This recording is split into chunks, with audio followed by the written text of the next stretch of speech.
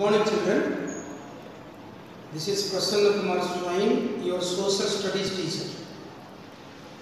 Today we shall take on a topic production and employment. This is the third chapter of our social studies. This is the topic today you have to take. Before coming to the topic, let me tell what is the meaning of production. Production is nothing but the creation of utility by combining resources. You see, on the earth, varieties of resources are there. Human being itself is a resource. Natural resources are there. When these resources are put into effort, something is created. That is nothing but production. So in this way you came to know that production is nothing but the creation of utility by combining resources. Then why is production? Why production is done? See, as you know, we the human beings have number of wants. In our everyday life, we need different types of goods and services to fulfill our wants. To fulfill our wants, we need goods and services. These goods and services are not available on the earth's surface free of cost and also naturally. That is why the goods which are not available on the earth's surface freely, those goods need to be produced in order to fulfill our needs. So the production is taken up. By combining resources, different goods and services are produced. The main purpose of producing goods and services is to serve or to fulfill our wants. As you know that we have unlimited wants, to fulfill them, we put into efforts, use resources to produce goods and services in order to fulfill our needs. Then in this way you came to know that what is the production, definition to the word production, and why production is taken. Then come to employment. What is the definition to the word employment? Employment is the state of having paid work.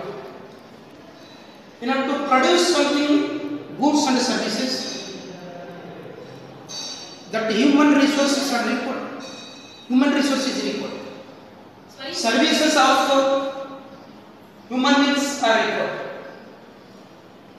That is why people should be employed. Their services need to be utilized. Their services are not available with free of cost. That is why people are going to be employed, or for their services they are being paid. That is nothing but called employment. Then what relationship is there between production and employment? Yes, without employment, production activities cannot be taken up. When people are employed, engaged in doing something, then the production can be taken up. So there is a close relationship between production and employment. Unless until we employ people, production activity cannot be taken up. That is why there is a close relationship between production and employment. Then we come to GDP. I will tell you in detail what is GDP. Why is GDP? This word GDP is a short form whose expansion form is gross domestic product. You might have heard this GDP sometimes on TV, and you might have seen in newspapers. agent tells that this year GDP has gone up by so and so percentage. This year that GDP is declining by so and so percentage. Then what is this GDP? Then why this GDP is calculated? See, this GDP is nothing but a technical term used to tell the total value of goods and services produced in the country in a given year. That is GDP. Then why GDP is calculated? GDP is calculated to measure the economic progress of the country. It is calculated yearly once. One financial year. That year tells about GDP. How far our country's economic growth is taking place. That is calculated. One second, let me tell what is the definition to GDP. The definition to GDP is the value of all the final goods and services produced within the country in a particular year. That is nothing but called GDP. And GDP's main purpose to calculate GDP is to measure the economic progress of the country in a particular year. Then who calculates this GDP? It is calculated by central government. Ministry of Statistics and the Program Department that calculates the GDP of the country. See how GDP is calculated in detailed manner we shall discuss now. How GDP is calculated. Next, let me tell about the sectors of economy. See, in our country or any country, people do different types of work. In order to earn their livelihood, in order to earn money. What done for earning money is nothing but economic activities. In any society, people do n number of work. Different people do different type of work.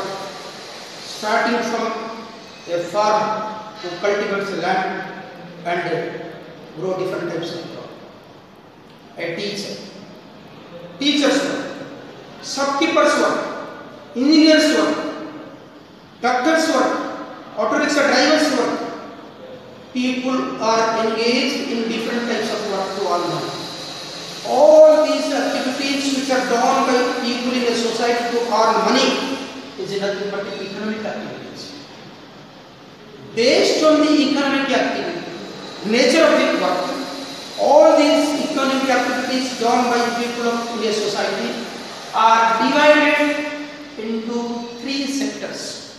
One is primary sector. It is also called as agriculture sector. Next one is secondary sector. All the works are related to industries and factories. Next one is tertiary sector, which is also called as a service sector, where people render their services, do not produce any tangible item.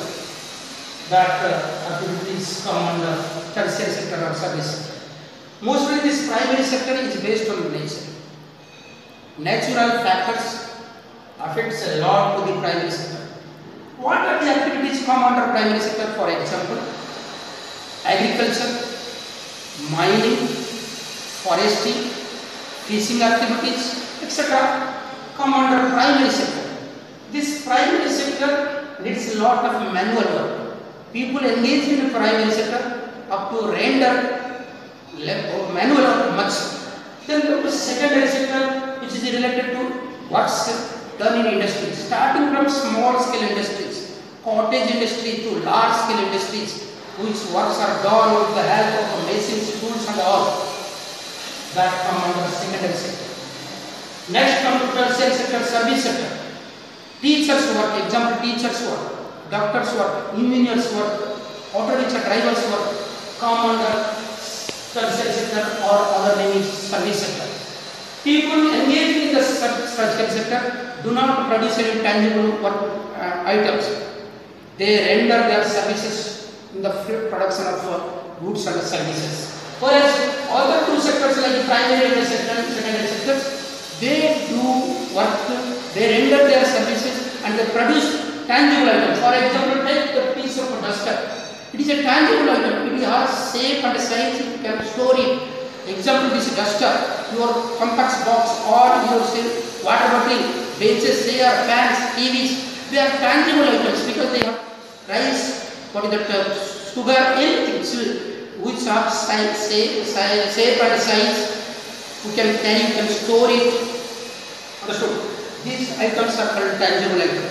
These two sectors, primary and secondary sector, produces items which are called tangible items. Whereas service sector or tertiary sector, worker, they do not produce any tangible item. For example, teacher, engineer, doctor, they do not produce any tangible item. They render their services to produce goods and services. Their work does not produce any tangible item. So in this way, we came to know that all these economic activities performed by the people in a society are divided into three sectors based on the nature. One is the primary sector, next one is secondary sector, another one is the tertiary sector. Here, one table is given. In this table, many economic activities are given. Here mentioned. Based on the nature, you have to classify them which what activity comes under which what the sector. So, a tailor's, the tailor's job comes under service sector. Basket weaver comes under secondary sector. Fisherman, the primary sector. Priest comes under service sector. Priest work does not produce any tangible items. So his activities comes under service sector. Courier service comes under service sector. Money lenders, service sector. Gardener, it comes under agriculture sector or private sector. Call center employees, their work come under service sector. In this way, my dear student, today we took this topic, production and employment. Here we discussed about production, definition of production, why production is taking place, then employment, how to define the word employment, why employment is required, definition of employment, then we discussed what is the relationship between employment and production, then we discussed what is GDP, technical term of GDP, what is the full form of GDP, and what is the definition of GDP, then why GDP is calculated, who calculates GDP, and then what is the main objective to calculate GDP. Next we discussed that different sectors of economy, how all the economic activities performed by the people in a society are grouped into three: primary sector, secondary sector, and tertiary sector, based on the nature of the work, how these economic activities are divided into three sectors, and this with the example of different sectors, and here we will be able to discuss different occupations done by people, and based on the nature of the work, how they are classified different sectors. With this, today's work can be ended, and tomorrow we shall discuss what is GDP in detailed manner. Thank you, children. Hope this video will help you for better learning. Thank you. Good morning, children. This is Swayam, your social studies teacher. In the previous class, we are discussing third chapter, production and employment. There we discussed different sectors of the economy, how all the economic activities taken by the people of a society classified into three different sectors based on the nature of the work that we discussed, and in one table also we found that different economic activities were given, and we classified which activity comes under which sector, that also we shall study. So today we shall take the next subtopic of this lesson, gross domestic product, which is shortly said as GDP. This is GDP is nothing but a technical term used to tell the total value of goods and services produced in the country in a particular year. Little idea I gave you yesterday. What is GDP? Why is GDP? Who calculates GDP? But today we shall discuss in detailed manner what is GDP.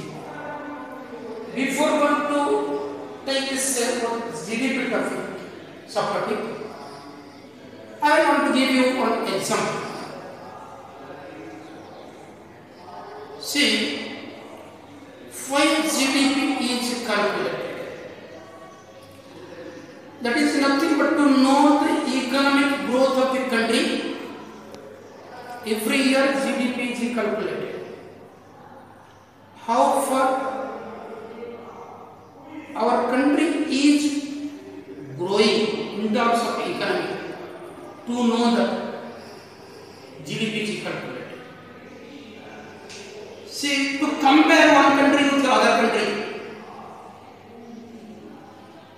GDP is also calculated. GDP is nothing but a total income coming from the three different sectors.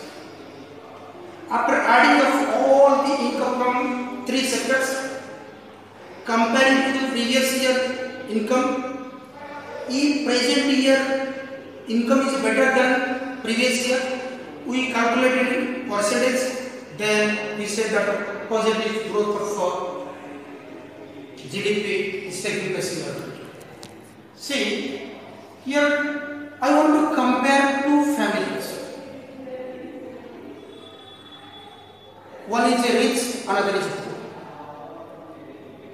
What criterions I have to use to compare one family to another family? To know which family is rich, which family is poor. What criterions? Normally we take. See, the criterions like the food they eat, the dresses they wear, the vehicles they use on the roads, the hospital they go for taking treatment, and the schools to which they send their children for study.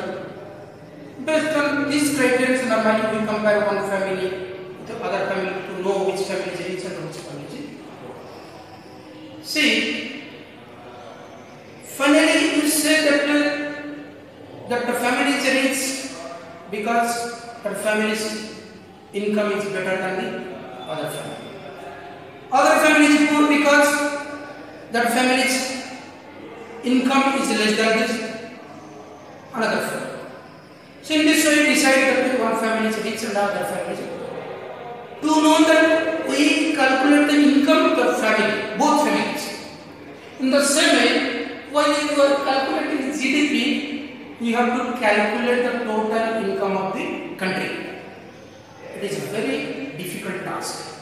As you know, to calculate a GDP, you have to add the income coming from three different sectors, primary, secondary and tertiary sector. More than thousands type of works people take to all their livelihood.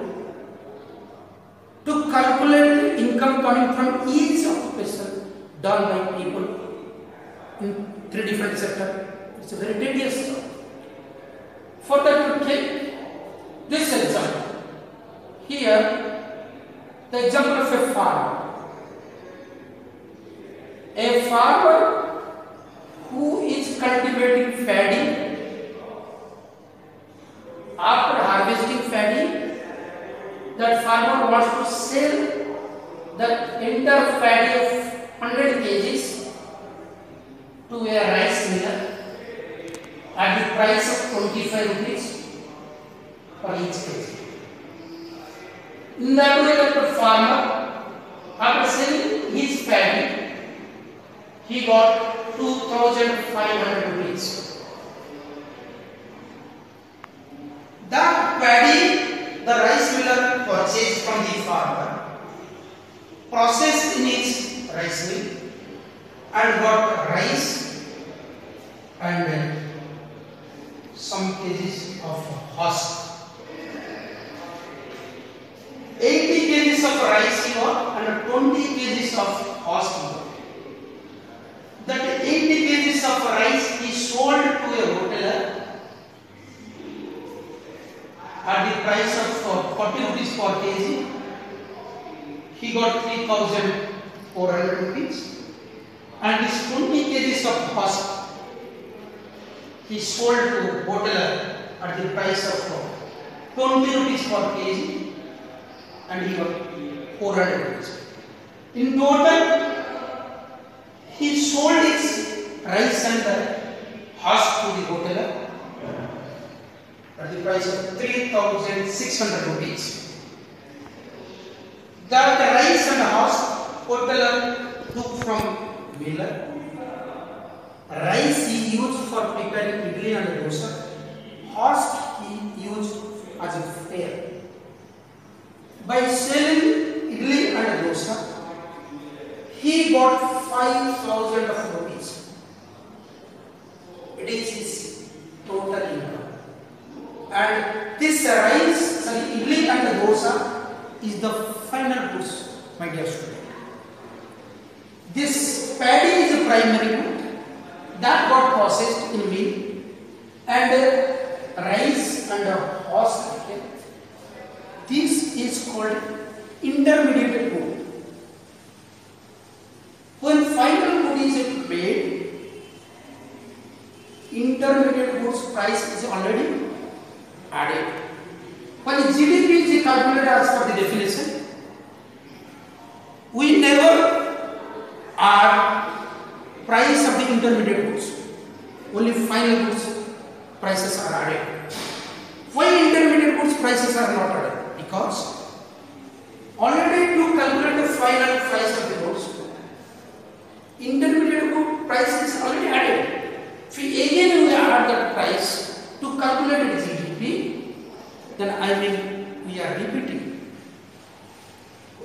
We are repeating the adding of the price of the items.